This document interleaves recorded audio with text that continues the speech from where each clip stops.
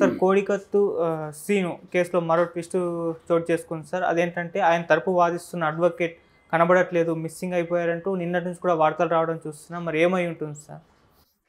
నిన్ననే మనం చెప్పుకున్నాం యాక్చువల్గా కోడికత్తి ఈ కేసులో జర్నుపల్లి శ్రీనివాస్ అతను ముద్దాయి. అతను 5 ఏళ్ళ నుంచి జైల్లో ఉన్నాడు.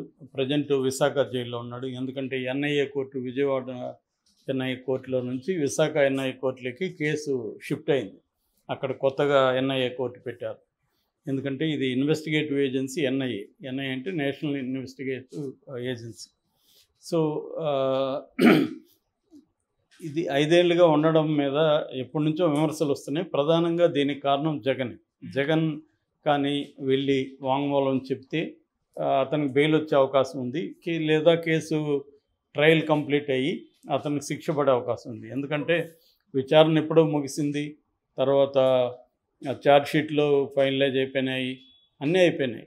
ఓన్లీ జగన్ రావాలి కోర్టుకి. జగన్ రాకుండా పోస్ట్పోన్ చేస్తున్నాడు. రెండవది, దీన్ని మళ్ళీ విచారించమని కూడా జగన్ అడుగుతున్నాడు. యాక్చువల్గా ఇది తెలుగుదేశం పీరియడ్లో జరిగింది 2018లో. అప్పుడు తెలుగుదేశం దీని మీద సిట్ వేసి దాన్ని విచారించింది. అది నాకు ఏపీ పోలీసుల మీద నమ్మకం లేదు అని నేషనల్ ఇన్వెస్టిగేటివ్ ఏజెన్సీ కావాలని చెప్పి జగన్ డిమాండ్ చేశాడు. ఆ ప్రకారమే నేషనల్ ఎన్ఐఏ ఇన్వెస్టిగేటివ్ ఏజెన్సీ రంగంలోకి దిగింది.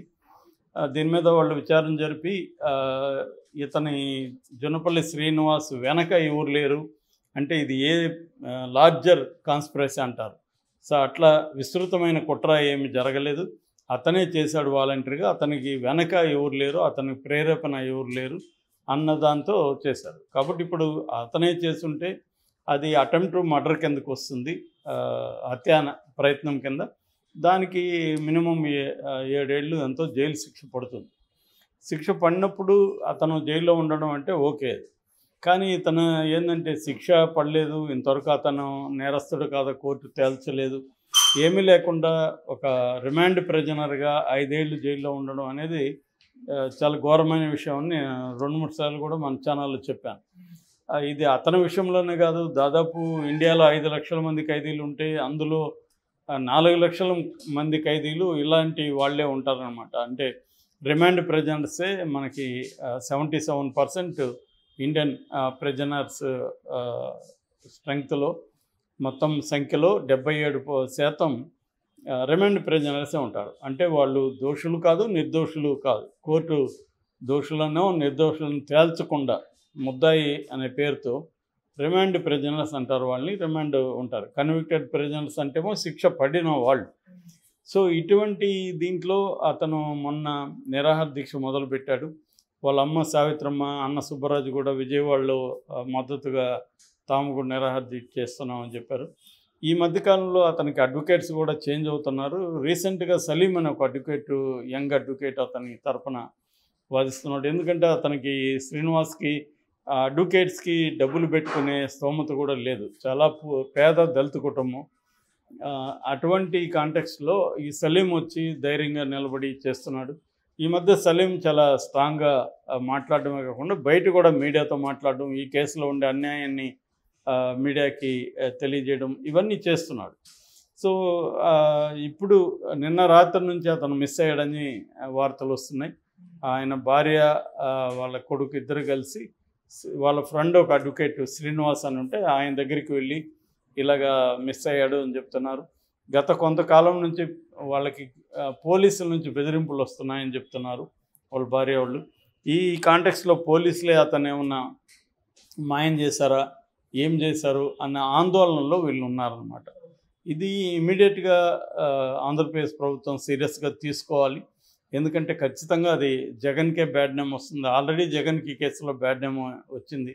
2019లో ఇది పనికొచ్చి ఉండొచ్చు. తనకి ఒక సింపతి క్రియేట్ చేయడం కోసం ఇటు వివేకానంద రెడ్డి హత్య, ఇటు కోడికత్తి కేసు అటెంప్ట్, తన మీద జరిగిన హత్యా ప్రయత్నం, ఈ రెండు కూడా జగన్కు ఉపయోగపడ్డాయి. ఎందుకంటే ఈ హత్య వెనక తెలుగుదేశం పార్టీ ఉందని బలంగా ఆరోపించగలిగారు. ఈ సీను పనిచేసే క్యాంటీన్ హర్ష అనుకుంటా అతని పేరు, అతను తెలుగుదేశం వ్యక్తి అని. సో అతని లేదంటే ఈ కత్తి కోళ్లను కోడికి పందాలకి వాడే ఈ కత్తి క్యాంటీన్కి ఎలా వచ్చిందని ఇవన్నీ కూడా ఒక నెరేటివ్ని తీసుకెళ్ళగలిగారు. దీని వెనుక ప్రశాంత్ కిషోర్ ఉన్నాడనేది కూడా తెలుగుదేశం ఆరోపణ. ఎందుకంటే ప్రశాంత్ కిషోర్ ప్రతి రాష్ట్రంలో కూడా ఇలాంటిది ఏదో ఒక గిమ్మిక్ చేస్తాడు ఎన్నికల ముందు, ఒక సింపతి క్రియేట్ కావడానికి పీపుల్లో. అన్కాన్షియస్గా జనాల్లో ఒక సాఫ్ట్ కార్నర్ వస్తుంది, పాపం అతని మీద హత్య ప్రయత్నం చేశారు అని. అది క్రియేట్ కావడానికే మన జగన్ కూడా ఇలా చేయించుకున్నాడు. అందుకని దాన్ని సరదాగా కోడికత్తి అనే పేరు పెట్టారు, కోడికత్తి కేసు అని. సో ఈ కాంటెక్స్ట్లో ఇప్పుడు హోల్ దీంట్లో ఈ అబ్బాయి చెప్తున్నది ఏమంటే, నేను ఎవరు అతని మీద దాడి చేయమని కానీ ఏం చెప్పలేదు, నా వాలంటరీగా చేశాను. అది కూడా ఆయన్ని గాయపరచాలనో చంపాలనో చేయలేదు. దాన్ని స్టెరిలైజ్ చేశాను 3 సార్లు వేడి నీళ్ళల్లో. సో దెబ్బ తగలకుండా సెప్టిక్ అవ్వకుండా ఉండాలనేది నా ప్లాను. అందుకని నేను చాలా జాగ్రత్తగానే ప్లాన్ చేసుకొని పొడిచాను, ఎక్కువగా దిగకుండా కేవలం బ్లడ్ రావాలని. ఎందుకంటే తన మీద ఇట్లాంటి ఒక హత్యాయత్నం చేస్తే సింపతి వస్తుంది అనేది చేశాను. నేను ఒక అభిమానంతో చేశాను తప్ప ఆయన్ని హత్య చేయాలని నేను అనుకోలేదు అనేది ఆ అబ్బాయి శ్రీను చెప్తున్నాడు. సరే, అతను చెప్పేవన్నీ నిజమని నమ్మాలని కాదు, అతనైతే అది చెప్తున్నాడు. ఈవెన్ ఎన్ఐఏ, అది నేషనల్ ఇన్వెస్టిగేటివ్ ఏజెన్సీ, ఈవెన్ టెర్రరిస్టులకు సంబంధించి లెఫ్ట్ వింగ్ ఎక్స్ట్రీమిజానికి సంబంధించి అది దేశంలోనే ఒక ఎఫెక్టివ్ ఆర్గనైజేషన్ ఎన్ఐఏ. అటువంటి ఆర్గనైజేషన్ దాని మీద విచారణ జరిపి ఇతనితో పాటు ఇంకెవరు లేరు, ఏ రకమైన విస్తృతమైన కుట్ర లేదు, ఇతను ఒక్కడే చేశాడని తేల్చేసినాక మళ్ళీ జగన్ ఏంటంటే దాన్ని తిరగదోడే ప్రయత్నంలో ఉన్నాడు. దాన్ని డ్రాగ్ ఆన్ చేసి ఎన్నికల వరకు తీసుకెళ్లాలనే ఆలోచనలో జగన్ ఉన్నట్టు కనబడుతుంది. ఎన్నికల్లో దాన్ని కూడా ఉపయోగించుకుందాం, మళ్ళీ ఎంతవరకు ఉపయోగపడితే అంతవరకు అన్న ఆలోచన కనబడుతుంది. కానీ జగన్ ఆలోచించాల్సిందే అంటే దానివల్ల వ్యతిరేకత పెరుగుతుంది.